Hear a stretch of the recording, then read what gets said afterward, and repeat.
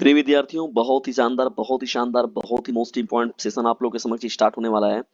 जिस तरीके से आप लोग का समाज शास्त्र का 200 प्रश्नों की श्रृंखला थी, जिस तरीके से आप लोग का जो सिविक्स का चल रहा है 200 प्रश्नों की 200 महत्वपूर्ण प्रश्नों की श्रृंखला, उसी तरीके से देखिए होम साइंस के यदि आप विद्यार्थी हैं कक्षा 12 के, तो ये सेशन आपके लिए है। टोटल यहाँ पर विद्यार्थियों जो है टोटल जो है 200 प्रश्नों की श्रृंखला आप लोग के समक्ष प्रस्तुत की जाएंगी। तो जबरदस्त तरीके से इसे अपने क्लासमेट पर शेयर कीजिएगा। और गृह विज्ञान के यदि आप विद्यार्थी हैं तो वीडियो को बिना स्किप किए पूरा जरूर देखिएगा। प्रत्येक भाग में जो है 20 प्रश्नों की श्रृंखला का डिस्कशन किया जाएगा, यानी टोटल जो है पार्ट वाइज ये आप लोग को मिलेंगे सेशन। प्रिय विद्यार्थियों, जबरदस्त तरीके से तब तक जो है इसे अपने क्लासमेट पर शेयर भी करते चलिए और स्टडी करते चलिए। समय बिल्कुल भी नहीं है, लापरवाही बिल्कुल भी मत कीजिए, जबरदस्त तरीके से स्टडी कीजिए और अपने क्लासमेट पर शेयर भी जरूर कीजिए। चलिए आइए बढ़ते हम लोग यहाँ पर सेशन को लेकर स्टार्ट करते हैं। गृह विज्ञान कक्षा 12 के यदि विद्यार्थी यहाँ पर तो ये सेशन आपका है। देखिए पहला जो चैप्टर है प्रिय विद्यार्थियों क्या है आप लोग का, वर्क, लाइवलीहुड एंड कैरियर। पहला देखिए प्रश्न क्या है आप लोग का, प्रश्न काम और आजीविका में क्या अंतर है। काम और आजीविका में क्या अंतर है, बहुत ही इंपॉर्टेंट प्रश्न है। काम वह होता है प्रिय विद्यार्थियों जो किसी उद्देश्य के लिए किया जाता है। काम वह है जो किसी उद्देश्य के लिए क्या होता है, किया जाता है। जबकि आजीविका क्या होता है प्रिय विद्यार्थियों, आजीविका वह होता है जो जीवन यापन के लिए आय प्रदान करती है। इसका मतलब कि जीवित जीने के लिए जो है प्रिय विद्यार्थियों जो है जीवन यापन के लिए जो कार्य किया जाता है उसे आजीविका बोलते हैं। जबकि किसी उद्देश्य के लक्ष्य को किसी उद्देश्य को ध्यान में रखते हुए जब हम लोग काम को करते हैं तो उसे हम लोग मुख्य रूप से काम का नाम देते हैं। दूसरा देखिए प्रश्न क्या है, करियर चुनने से पहले किन बातों पर ध्यान देना चाहिए। देखिए करियर चुनने से पहले विद्यार्थियों जो है पहले रुचि देखना चाहिए, ठीक है, और क्षमता देखनी चाहिए और साथ ही साथ योग्यता देखना चाहिए और बाजार की मांग पर ध्यान देना अति आवश्यक होता है। देखिए कैरियर जब भी चुन रहे हैं आप तो पहले तो ये है कि जो भी कैरियर आप चुन रहे हैं तो उसमें आपकी रुचि है कि नहीं। फिर रुचि के अनुसार जो है आपकी क्षमता है कि नहीं, यानी उस काम को आपके कर जाने की क्षमता है कि नहीं, ये बहुत महत्वपूर्ण चीज है। और साथ ही साथ उस काम के लिए आप योग्य हैं कि नहीं, यानी उस काम का अनुभव आपके पास है कि नहीं है। और बाजार की मांग पर ध्यान देना आवश्यक होता है। यानी डिमांड एंड सप्लाई, देखिए जो मुख्य रूप से जो होता है प्रिय विद्यार्थियों कैरियर के लिए अगर देखा जाए तो डिमांड एंड सप्लाई पर ही पूरा काम होता है। ठीक है ना, जैसी जरूरत वैसा जो है वो आप लोग उसका फीडबैक देते रहे, देना। तीसरा प्रश्न देखिए क्या है, स्वरोजगार के लाभ क्या हैं। स्वरोजगार के क्या लाभ हैं। देखिए स्वरोजगार के बारे में अगर देखा जाए तो प्रिय विद्यार्थियों सबसे महत्वपूर्ण चीज होता है स्वतंत्रता मिलता है इससे, लचीलापन होता है और आय बढ़ाने के अवसर भी मिलते हैं। देखिए स्वरोजगार अगर देखा जाए थोड़ा महिला सशक्तिकरण की जो बात की जा रही है तो उनके लिए भी रोजगार की बात की जा रही है, तो उनको वो भी एक अपने स्वतंत्र लाइफ को जीते हैं लोग। लचीलापन मिलता है इसमें और आय बढ़ाने के अवसर मिलते हैं, यानी घर में जो है 2 लोग हैं, 3 लोग हैं, 4 लोग हैं, जब सभी लोग जो है वो रोजगार में जब वो सृजन करते हैं तो इसका मतलब क्या होता है कि जो पारिवारिक आय होगा उस घर का वो क्या होगा, निश्चित तौर पर बढ़ने बढ़ने लगेगा। स्वरोजगार के उदाहरण क्या क्या है, देखिए स्वरोजगार के उदाहरण में अगर देखा जाए तो बुटीक हो गया, कैटरिंग हो गया, ट्यूशन हो गया, ये सभी हम लोग जो है मुख्य रूप से जो है स्वरोजगार की श्रेणी में आते हैं। बुटीक, कैटरिंग हो गया आपका, ट्यूशन हो गया, ठीक है ना, ये सब जो होते हैं वो स्वरोजगार के मुख्य रूप से उदाहरणों में से एक है। चलिए बढ़ते हैं हम लोग फटाक से हम लोग 5वें प्रश्न की ओर। देखिए पांचवा हम लोग का प्रश्न क्या है, कुशलता स्किल का क्या महत्व है। देखिए कुशलता के बारे में बात करें तो व्यक्ति को बेहतर रोजगार के अवसर दिलाती है। भाई ऐसी बात है, यदि आपके अंदर स्किल है, कभी कभी आजकल आज के समय में देख रहे हैं कि कोई भी एक व्यक्ति है तो वो एक केवल काम के भरोसे नहीं है, स्किल मतलब जो है उसके अंदर जो है कई कामों का जो स्किल है वो उसके अंदर ऑलरेडी अवेलेबल है।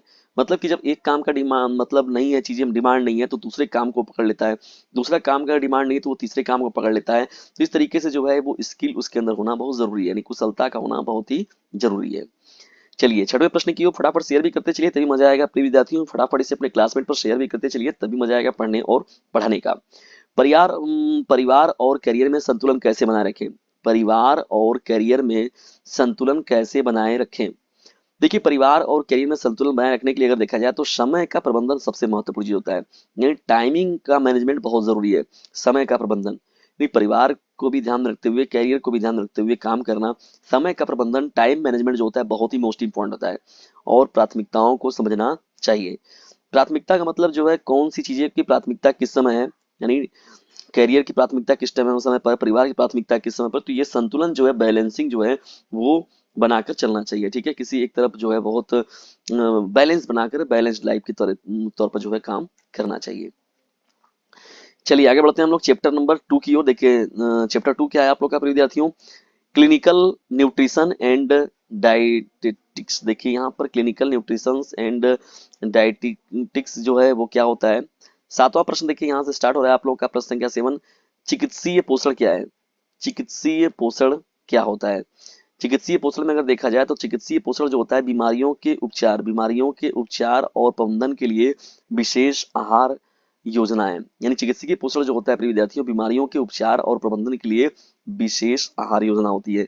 यानी कोई भी अगर पेशेंट है, किसी भी चीजों का अगर पेशेंट व्यक्ति हुआ है तो उसको कौन से यानी किस बीमारी में किस आहार की व्यवस्था होनी चाहिए, यानी किस आहार के माध्यम से जो होता है उस व्यक्ति को जो है सही तरीके से उसके लिए जो है वो काम करेगा जरूरत के हिसाब से, ये बहुत ही महत्वपूर्ण चीज होता है। आठवां प्रिय विद्यार्थियों देखिए प्रश्न क्या है, फटाफट शेयर करते चलिए प्रिय विद्यार्थियों। Sharing is the best way of learning, तो जो भी आपको मोस्ट इंपॉर्टेंट कंटेंट मिलता है प्रिय विद्यार्थियों तो खुद भी उसका लाभ उठाइए और दूसरों को भी उससे लाभान्वित जरूर कीजिए। बोर्ड एग्जामिनेशन आप लोगों के सर पर है, उससे पहले प्री बोर्ड है। प्री बोर्ड आपके समक्ष एकदम सामने है, किसी के यहाँ 2 दिनों के बाद, किसी के यहाँ 1 हफ्ते के बाद, किसी के यहाँ 10 दिनों के बाद स्टार्ट होने वाला है, तो लापरवाही बिल्कुल भी मत कीजिए और स्टडी अपनी कीजिए प्रिय विद्यार्थियों। बहुत ज्यादा आप लोग लापरवाही कर चुके हैं, केवल एक दिन पढ़ने से कोई बेहतर नहीं कर सकता, तो रोज रोज थोड़ा बहुत पढ़ते जरूर रहिए।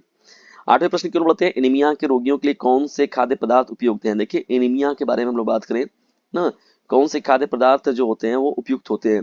देखिए एनीमिया के रोगों के लिए अगर देखा जाए तो हरी जो पत्तेदार सब्जियां होती हैं वो महत्वपूर्ण होती हैं। अनार देखिए बहुत ही महत्वपूर्ण काम करता है इसमें, और लोहे से भरपूर खाद्य पदार्थ जो है उपयुक्त है। तो देखा जाए तो इससे पालक हो गया, पालक भी बहुत ही महत्वपूर्ण होता है। तो हरी पत्तेदार सब्जियों में देखिए सभी चीजें शामिल हो गई। तो एनीमिया जो है रोगियों को जो है हरी पत्तेदार सब्जियां, देखिए हरे साग सब्जी वगैरह का जो है सेवन तो बहुत ही महत्वपूर्ण होता है, वो हर समस्याओं को जो है से लड़ने का वो काम करता है, बहुत ही जबरदस्त चीज होता है। मधुमेह रोगियों के लिए आहार में कौन कौन सी चीजें शामिल करनी चाहिए। देखिए मधुमेह है, डायबिटीज जिसको हम लोग बोलते हैं, तो यदि डायबिटीज के कोई रोगी है तो उनको क्या देना चाहिए। देखिए मधुमेह रोगियों के लिए अगर देखा जाए तो जटिल कार्बोहाइड्रेट की बात होती है। किसकी बात होती है प्रिय विद्यार्थियों, जटिल कार्बोहाइड्रेट। और देखिए फाइबर जो है, फाइबर मतलब हो गया आप लोग का जैसे जब एप्पल दे रहे हैं, आप सेब दे रहे हैं, बहुत ही जबरदस्त तरीके से वो काम करता है। और कम ग्लाइसेमिक इंडेक्स वाले खाद्य पदार्थ शामिल करने चाहिए। कम ग्लाइसेमिक इंडेक्स वाले जो खाद्य पदार्थ होते हैं उन्हें हम लोग उनके रोज की दिनचर्या में शामिल कर सकते हैं, ठीक है ना। चलिए फटाफट बढ़ते हैं हम लोग अब 10वें प्रश्न की ओर। देखिए 10वां हम लोग का प्रश्न क्या है प्रिय विद्यार्थियों, चलिए बढ़ते हम लोग आगे। यहाँ पर डीजे सर का कहना है पढ़ने के साथ ही इसे अपने क्लासमेट पर शेयर करते रहना है, तो शेयर जरूर कीजिएगा। प्रोटीन की कमी से कौन सी बीमारी होती है। प्रोटीन की कमी से प्रिय विद्यार्थियों जो होता है वो क्वासी-ओरकर बीमारी होती है। क्या होता है, क्वासी-ओरकर नाम की बीमारी हो जाती है। 11वां देखिए प्रश्न क्या हम लोग का, मोटापे को नियंत्रित करने के लिए कौन से आहार लें। देखिए मोटापे को नियंत्रित करने के लिए अगर देखा जाए तो कम वसा वाले यानी फैट जिसमें कम हो उस भोजन का मुख्य रूप से जो है प्रयोग करना चाहिए, और उच्च फाइबर वाले आहार लेने चाहिए। उच्च फाइबर वाले आहार का जो है मुख्य रूप से सेवन करना चाहिए, ठीक है ना। उच्च फाइबर वाले और कम वसा वाले, ठीक है ना।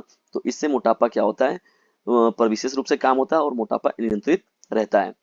12वां देखिए प्रश्न क्या है, एंटीऑक्सीडेंट क्या होते हैं। एंटीऑक्सीडेंट के बारे में बात किया जाए अगर तो एंटीऑक्सीडेंट वे तत्व होते हैं जो शरीर को मुक्त कणों से बचाते हैं। क्या करते हैं वो, शरीर को जो होते हैं मुक्त कणों से बचाते हैं, जिनका नाम होता है एंटीऑक्सीडेंट। बहुत ही देखिए इंपॉर्टेंट ये प्रश्न भी था आप लोगों का। चलिए चैप्टर नंबर 3 की ओर बढ़ते हैं प्रिय विद्यार्थियों, public nutrition and health. Public nutrition and health देखिए ये चैप्टर है आप लोगों का। प्रश्न देखिए क्या है, 13वां है प्रश्न आपका, सार्वजनिक पोषण का उद्देश्य क्या है। सार्वजनिक पोषण का उद्देश्य क्या होता है। सार्वजनिक पोषण के बारे में अगर बात करें हम लोग प्रिय विद्यार्थियों तो देखिए इसका उद्देश्य क्या होता है, जनसंख्या के पोषण स्तर को सुधारना है। यानी पूरी जो जनसंख्या है, पूरी जो पॉपुलेशन है, उसके पोषण स्तर में सुधार लाना ही जो होता है वो सार्वजनिक पोषण की बात की जाती है।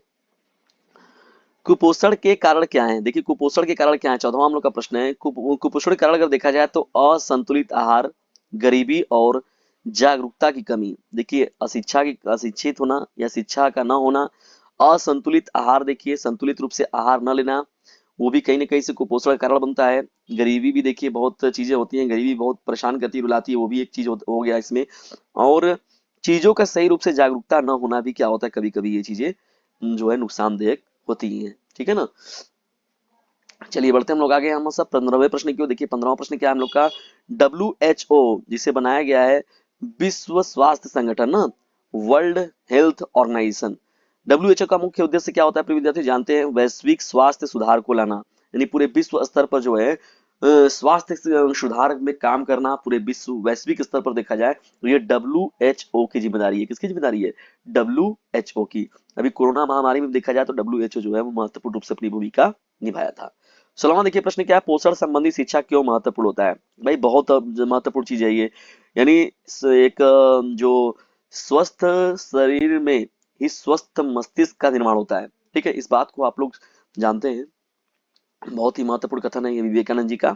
तो पोषण संबंधित देखिए शिक्षा क्या होता है? संतुलित आहार को लेना और स्वास्थ्य के प्रति जो है जागरूकता बढ़ाने के लिए जो होता है बहुत ही महत्वपूर्ण होता है पोषण संबंधित शिक्षा को देना।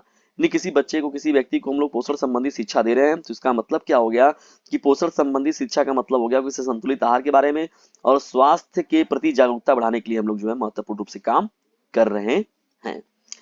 बढ़ते हम लोग अब 17वें प्रश्न की ओर। देखिए क्या है? IMR का पूरा नाम क्या है? IMR का पूरा नाम देखिए क्या है? Infant mortality rate. Infant mortality rate, IMR का पूरा नाम जो होता है वो प्रिय विद्यार्थियों क्या होता है? इन्फेंट मोर्टेलिटी रेट होता है। Infant mortality rate. 18वां देखिए प्रश्न क्या है हम लोग का? कुपोषण का प्रभाव बच्चों पर क्या होता है? यानी कुपोषण का प्रभाव बच्चों पर क्या होता है? कुपोषण का प्रभाव देखा जाए तो बच्चों पर जो होता है शारीरिक और मानसिक विकास जो होता है उसका बाधित करता है। ठीक है ना, एक सामान्य बच्चे की अपेक्षा देखते हैं हम लोग तो उसका जो शारीरिक और मानसिक विकास जो होता है, यानी बच्चे का जब हम लोग चेक करते हैं तो पता चला बच्चा 20 साल का है लेकिन उसका जो दिमागी विकास है वो केवल अभी 12 साल का है, 10 साल का है। तो कभी कभी क्या होता है विकलांग के तौर पर बच्चे देखते हैं बहुत कुपोषण का शिकार का मतलब देखते हैं उनके बॉडी का जो स्ट्रक्चर होता है वो अजीब ढंग का दिखता है ना। देखते हैं आप लोग बहुत छोटे बच्चे हम देख के ही लगता है कि हाँ कुपोषण के, हम लोग कभी कभी बोलते भी हैं कि ये बच्चा जो है कुपोषण का शिकार हो गया। नहीं, चैप्टर 4 देखिए क्या है? Food processing and technology. Food processing and technology. 19वां देखिए प्रश्न क्या हम लोग का है? खाद्य प्रसंस्करण का क्या महत्व है? खाद्य प्रसंस्करण का क्या महत्व होता है? खाद्य प्रसंस्करण के बारे में बात करें हम लोग, खाद्य प्रसंस्करण के बारे में, तो खाद्य का संरक्षण करना और साथ ही साथ गुणवत्ता बनाए रखना। खाद्य प्रसंस्करण का मुख्य कार्य होता है खाद्य को संरक्षित रखना और साथ ही साथ उसे गुणवत्ता युक्त बनाए रखना जो होता है खाद्य प्रसंस्करण का मुख्य रूप से महत्व होता है। प्रिय विद्यार्थियों देखिए 20वां प्रश्न हम लोग का है और आज की सेशन का पार्ट 1 का ये अंतिम प्रश्न भी रहेगा। फ्रीजिंग विधि क्या है? फ्रीजिंग विधि क्या है? फ्रीजिंग विधि का मतलब क्या होता है प्रिय विद्यार्थियों? खाद्य पदार्थों को लंबे समय तक संरक्षित रखने के लिए या संरक्षित करने के लिए क्या होता है उसे ठंडा करना पड़ता है। ठीक है ना, फ्रिज के अंदर जो है चीजों को रख देते हैं लोग तो उसे ही हम लोग कहते हैं फ्रीजिंग विधि। ठीक है ना, ठंडे जगह पर रख के क्या करना उसको सुरक्षित रखते हैं हम लोग, संरक्षित रखते हैं। ठीक है ना, ताकि जो वो खाद्य सामग्री है वो नुकसान या खराब ना हो। तो प्रिय विद्यार्थियों गृह विज्ञान के विद्यार्थियों के लिए कक्षा 12 के जो भी विद्यार्थी थे उनके लिए देखिए पार्ट 1 ये आप लोगों के समक्ष जो है प्रस्तुत किया गया, जिसमें कि जो है डिस्कस किया गया आप लोग का 20 महत्वपूर्ण प्रश्नों की श्रृंखला। टोटल ये 200 प्रश्नों की श्रृंखला है प्रिय विद्यार्थियों और पार्ट वाइज ये आप लोग को मिलेगा। पार्ट 1 में जो है 20 प्रश्नों का डिस्कशन किया गया।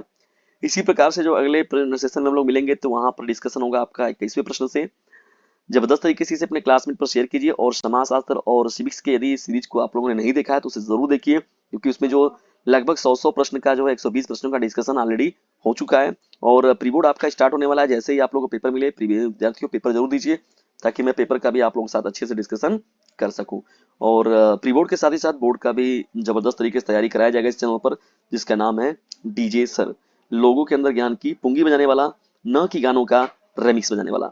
इसे कर दीजिए अपने क्लासमेट पर शेयर क्योंकि बोर्ड एग्जामिनेशन है आप सभी लोगों के नियर। वीडियो को अंत तक देखने के लिए आप सभी लोगों का हृदय गहराइयों से विनम्रता पूर्वक धन्यवाद।